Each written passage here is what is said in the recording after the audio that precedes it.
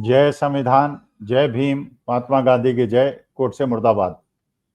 देखिए, लगातार 3 दिन तक बहस होने के बाद जो माननीय सुप्रीम कोर्ट के समकक्ष चीफ जस्टिस गवाई के सामने वक्फ बिल पे चर्चा हुई और एक बहुत बड़ा निर्णय जो भारतवर्ष के सेकुलर नेचर को, संवैधानिक अधिकारों के बारे में एक बहुत महत्वपूर्ण निर्णय है, जैसे राम जन्मभूमि का निर्णय था। अब ये देखना है कि होता क्या है, निर्णय क्या माननीय सुप्रीम कोर्ट लेगी।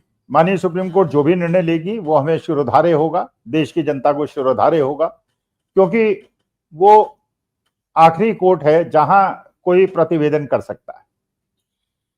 हम ये भी अंदाजा नहीं लगा सकते कि माननीय सुप्रीम कोर्ट क्या करेगा, हमें नहीं पता। संविधान के अनुरूप क्या होगा, देश हित में क्या होगा, जनहित में क्या होगा, और हम ये माननीय सुप्रीम कोर्ट पे छोड़ते हैं और देश के लिए उचित है कि छोड़े, जो भी निर्णय होगा उसे मान्य करेंगे हम। लेकिन ये जरूर हम लोग देखना चाहेंगे कि क्या विकल्प हैं, सुप्रीम कोर्ट क्या क्या कर सकता है। पहला कर सकता है कि इस बिल को रिजेक्ट कर दे, दूसरा यह है कि बिल को एक्सेप्ट कर ले, और तीसरा यह है कि जो जस्टिस खन्ना ने कहा था कि जिन प्रावधानों को उन्होंने अबेयंस में डाला था और बाकी कानून पे रोक नहीं लगाई थी वो कर दें। और आपने ये भी देखा कि जब ये बहस हुई माननीय सुप्रीम कोर्ट के अंदर, तो पहले दिन जो वक्फ के खिलाफत करने वाले लोग थे, उनके वकील थे, उन्होंने अपनी पेशबंदी की। कपिल सिब्बल साहब ने, अभिषेक मनु सिंघवी ने, राजीव धवन ने, पहला पूरा दिन उनको मिला। दूसरा पूरा दिन मिला जो बिल के समर्थन में थे, सॉलिसिटर जनरल साहब को मिला, तुषार मेहता साहब को मिला। और तीसरे दिन फिर पहले सरकारी पक्ष ने कहा, फिर विपक्ष ने कहा, और सुप्रीम कोर्ट ने अपने आदेश को सुरक्षित रख लिया। सुप्रीम कोर्ट जो भी निर्णय लेगी वो लेगी, हम कोई अपना मत नहीं देना चाह रहे क्या निर्णय उसको लेना चाहिए, हम ये नहीं कह रहे। हम केवल ये कह रहे हैं कि जो भी निर्णय लेगी उसके रिपरकशन हम लोगों के हिसाब से क्या हो सकते हैं। जैसे राम जन्मभूमि ट्रस्ट पे निर्णय हुआ और सुप्रीम कोर्ट ने निर्णय लिया, जो निर्णय था वो टाइटल डीड का था, और ये सुप्रीम कोर्ट ने कहा था कि हम टाइटल को देखेंगे, बाकी हमें धार्मिक मुद्दों से कोई लेना देना नहीं है। और ये भी एक डिस्प्यूट था कि क्या मंदिर को तोड़ के मस्जिद बनाई गई थी और क्या वो राम जन्मभूमि है। लेकिन जब सुप्रीम कोर्ट ने कहा कि इसका कोई प्रत्यक्ष प्रमाण नहीं मिलता कि वहां पे मंदिर को तोड़ के मस्जिद बनाई गई,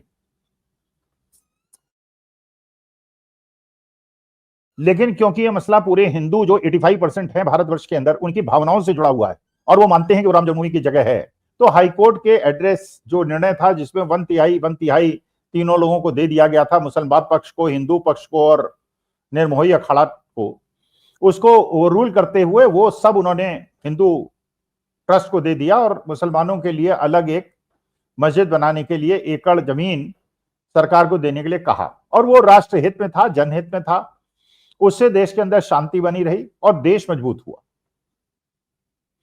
जो अल्पसंख्यक थे देश के, जो उसमें वादी प्रतिवादी थे, उन्होंने भी उसमें कोई आपत्ति नहीं की। देश में कहीं किसी प्रकार की कोई घटना नहीं घटी, क्योंकि वो राष्ट्रहित में था, संवैधानिक था, कानूनी पक्ष क्या था वो एक अलग मुद्दा है, लेकिन राष्ट्रहित में था। इसी प्रकार से 3 निर्णय ले सकती है माननीय सुप्रीम कोर्ट। पहला निर्णय ले ले कि इस कानून को रद्द कर दे। अगर इस कानून को रद्द कर देगी तो मानी बात है कि एक पक्ष बहुत ज्यादा खुश हो जाएगा और एक पक्ष बहुत ज्यादा खुश नहीं होगा। पक्ष कौन सा खुश होगा इससे? वो पक्ष खुश होगा जो कि ये मानता है कि भारतवर्ष के अंदर केवल मेजॉरिटी हिंदुओं के अधिकार नहीं है, उसी प्रकार के समान अधिकार अल्पसंख्यकों के भी हैं, चाहे वो मुसलमान हो, चाहे सिख हो, चाहे ईसाई हो, आदिवासी हो या कोई भी हो। माइनॉरिटीज अधिकार भी उतने ही हैं जितने मेजॉरिटियों के अधिकार हैं।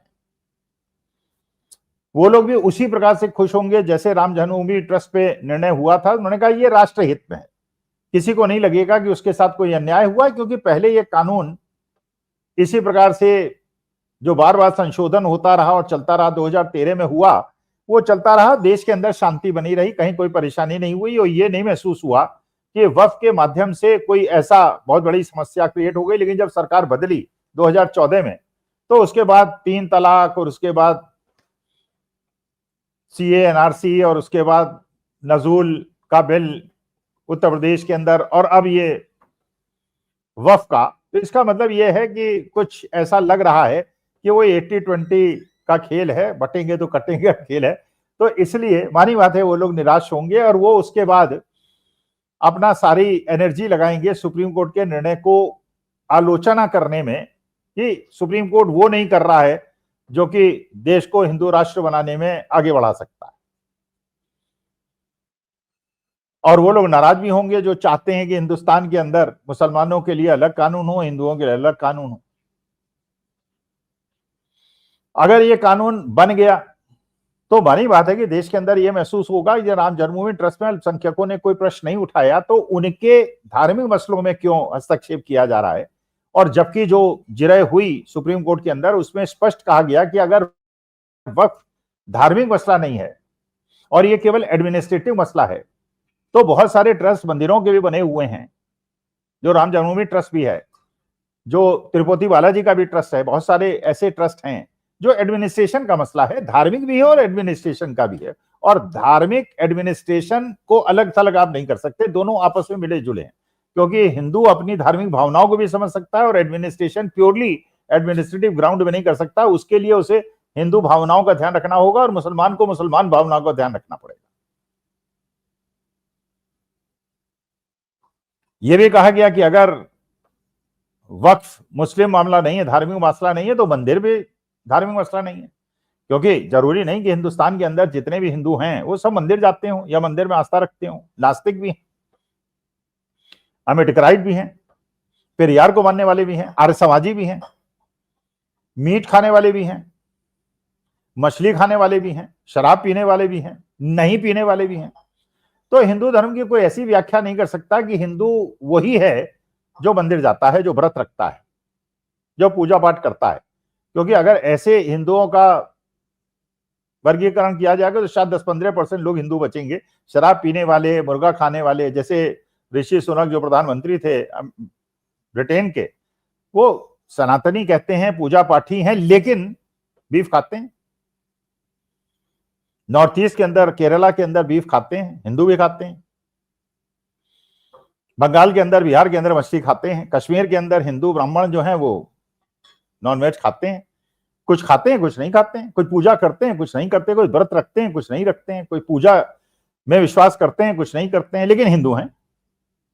तो प्रैक्टिसिंग हिंदू की क्या डेफिनेशन होगी, प्रैक्टिसिंग मुसलमान की क्या डेफिनेशन होगी, प्रैक्टिसिंग सिख की क्या डेफिनेशन होगी, जो केश कड़ा और कृपाल नहीं रखेगा वो क्या सिख नहीं होगा। मतलब बड़ा एक धार्मिक मसलों में हस्तक्षेप हो जाएगा। इस समय देश को एकता की आवश्यकता है।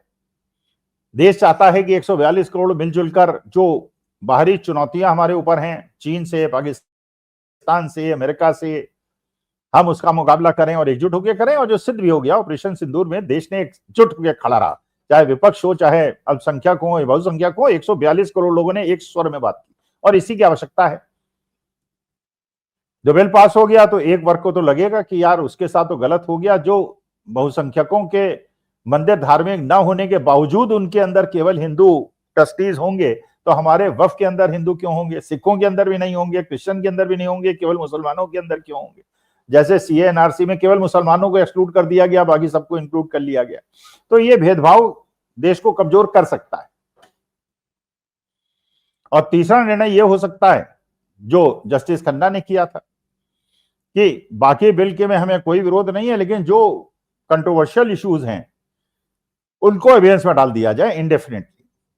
और शायद इस चीज को महसूस कर लिया सॉलिसिटर जनरल तुषार मेहता ने, इसलिए उन्होंने माननीय सुप्रीम कोर्ट से निवेदन किया कि आप ये एविडेंस मत डालिए, या तो रिजेक्ट कर दीजिए या एक्सेप्ट कर लीजिए। मतलब एक प्रकार से उन्होंने तीसरे विकल्प को बंद करने की कोशिश की, क्योंकि उन्हें लगता है जो असली मसौदा है उस वक्फ बिल का वो वही प्रावधान है जिसमें सुप्रीम कोर्ट ने उसको एविडेंस में डाला। अब सुप्रीम कोर्ट ने जजमेंट रिजर्व कर लिया है। तीनों विकल्प के प्रोज एंड कॉन्स हम लोग सोच रहे हैं क्या होगा। जो भी होगा देश हित में होना चाहिए, राष्ट्र हित में होना चाहिए, संविधान के अनुरूप होना चाहिए। भारतवर्ष के 142 करोड़ लोगों में किसी को यह महसूस ना हो कि उसके साथ अन्याय हुआ है। हम सब भाई भाई हैं, परिवार हैं, और भारतवर्ष की सबसे बड़ी मजबूती हमारी धार्मिक एकता है।